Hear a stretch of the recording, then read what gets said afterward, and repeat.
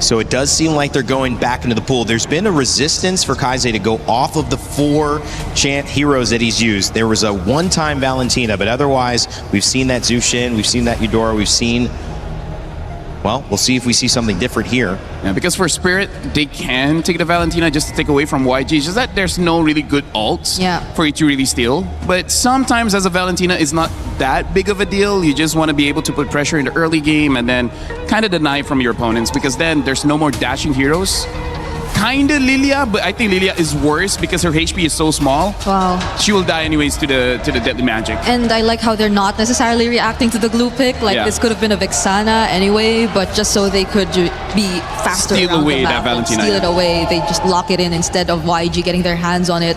So that poses a question to YG instead. How do they match this, knowing that it's going to be a Beleric Valentina in mid? You have a glue.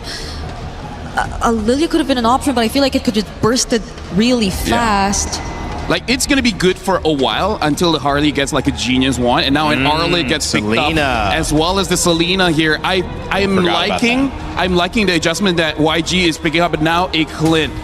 A good matchup in the gold lane possibly can burst down multiple members of YG as long as Team Spirit gives in a good early game. What do you guys feel about these drafts? I think it's more equal compared to game number 1. Yeah, I'm liking how proactive Yangon are this time. They have a lot of setups. It's not like they're going to wait for Spirit to start it every single time.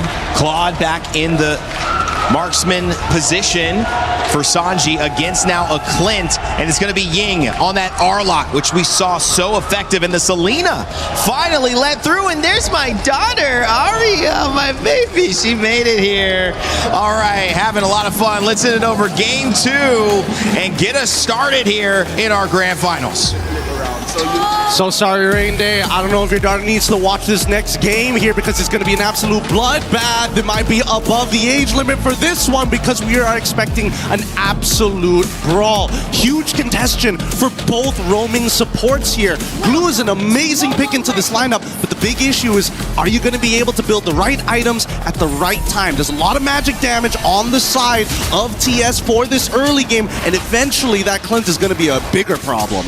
Absolutely. It's also about how do you cut through, right? Against this composition, you need to win in the early game, and that's why the Selena pick is going to end up being massive if utilized properly. Can they utilize it, though? That's the question. The Esmeralda almost holds a complete monopoly up top when it comes to tempo. It is, and that's the thing, right? We're going to see how this game has to progress because there's also counterplay to a lot of the different problems that we're going to experience. If you look at the emblems, at least looks pretty standard all the way through. Season Hunter, at least for the Selena. And now First Blood going to be achieved here as Kais finds the kill. And now, with this lead, this is what we're expecting, right? This is why I was talking about the support so often. Those deaths, they're kind of the only people who can walk up and do what they can do, but Blink is a lot more expendable in comparison to Sawa because they need that Wrath of the Dryad. That's the tempo we were talking about, though, yeah. For Team Spirit, they're going to have to wait a lot. I think compared to game number 1 especially, you're going to really have to wait for that Wrath of the Dryad, like you mentioned, Gideon. And for YG, it's all about fighting level 1 to 3, finding those slam passes. And with the Hirara, the Glue, and even the Arlet here, you're going to have so many resets. That's why Zaur wants to take Ying out of the equation. This is how they get back into that turtle fight after Sawo got picked off. Yep, it looks like they're not going to be able to contest the very first turtle here. It's going to be level 3 to level, well, actually, pretty close to 4 for Kid Bomba. He should be able to hit it first no matter what, and they're going to use that pressure to start zoning out the rest of the Yangon members to allow TS to hit 4 on time. However, Sunset Lover, not there yet. Do they need to walk up to get the EXP? No, they're going to rush this. It's such a good decision for them. Now, retreat battle is still going to be Zaur.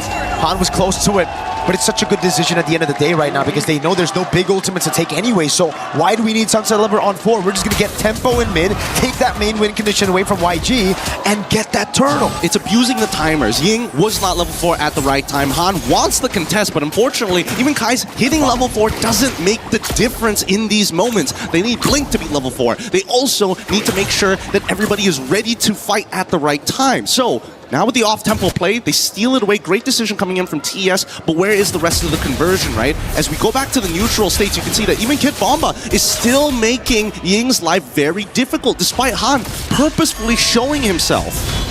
He's dominating the lane right now, dude. And they're able to... Whoa, that's so wild. There are no other ults to take. To be fair, It's either that or the final slash, right? Yeah. You're not going to take the Blazing Duet. Well, honestly, we don't know. Yeah, maybe later in the game when you're desperate and you need to be able to kind of peel away from Sanji already on top of you, then maybe. But even so, at least with the battle spell, Sanji understands that he's got the Purify to work with. I just don't know how this lane is going to go for him. He's playing the lane well, right? But Hiko's got this freeze on him for this point, at this point of time. And until Hiko gets his first item, that's when he really starts to dominate the matchup. And one thing I will say about Team Spirit and how they're able to actually just gain control of the map when nothing is happening is I think they're the best team at playing the neutral game. When there's nothing happening on the map, they are so good at maximizing all these small little trades on the map. Like even here, Bomba is getting a trade over on Kaize, giving Sunset Lover more pressure in the lane and stopping Kaize from putting those trap downs, you know? It's just such a small win, but it builds up, and that's why Team Spirit now, even though they're down a kill, are the ones up in tempo, in map pressure, and everything. Exactly. Here, because by the time the turtle actually spawns, Kid Bomba in about roughly 6 or so seconds after the spawn, he's going to get his ult back, so they understand how these timers work. And you can see that Ying, as soon as Bomba shows up, he's like, oh man, I gotta try and forcefully clear this wave. We trade ults again. We're gonna come back down to the turtle, and I think it's gonna be that constant dance. I want to see what TS's decision is here, because now they can't sneak away this neutral objective, but I think they want to extend their lead. Oh, Bomba, he's got the proxy. And Sunset, that's the reason he stole that Abyss form. Man, Sunset with the Flicker out from the stun as well.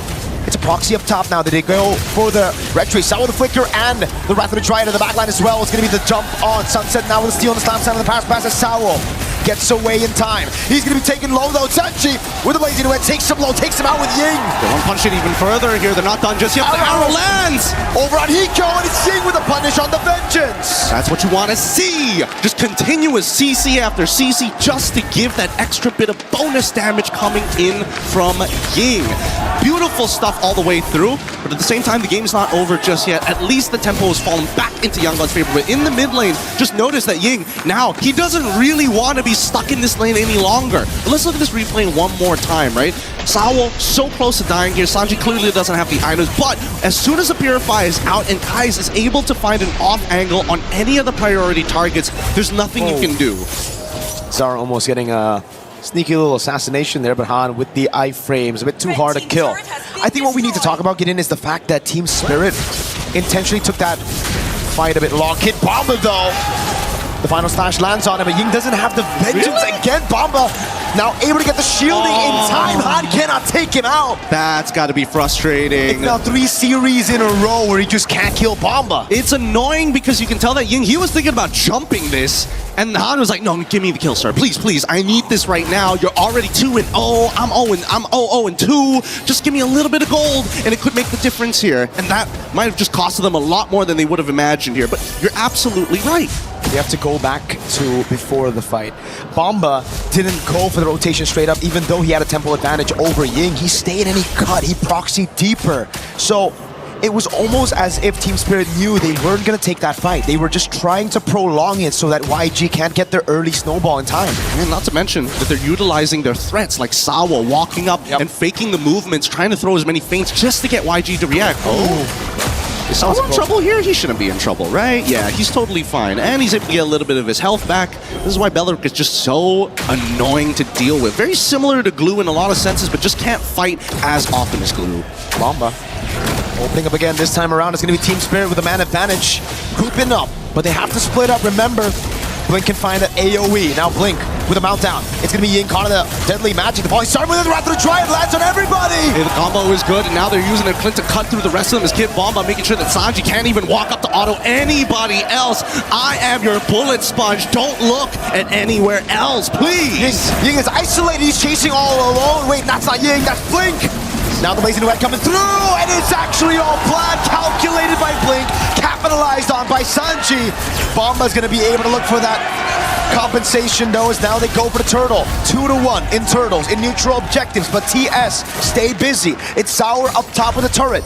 Man, this is a tough matchup. I was wondering whether Hiko on this Clint was a good option. They wanted to win the lane, which technically they sort of got, but they still can't deal with Blink. If Blink gets on top of Hiko, it's kind of over for his life. Even if he does actually have the flicker, he's got to time it perfectly. For the rest of the team, at least for TS, it's about peeling, and even so, they don't have the correct answers, right? I don't think Kid Bomba or Zara Egoist or Sunset Lover wants to be the one getting pulled away, but that's the thing, right? Yangon, they're trying to keep it tricky. Blink getting on top of Sawo initially, pretty good idea, but unfortunately, where do you pull him to? Blink with a walk up again. Stun over. Sawo gets caught by the arrow. The final slash lands on Bomba. He's trying to capitalize now with a blast pass. Brings him all the way back to Han. And he gets the Sky Piercer stack. Better target priority. That's exactly what we want to see from the Yangon Galacticos here. You don't want to pull Sawo into your team, but get Bomba, you know what? Without Purify, let's do it.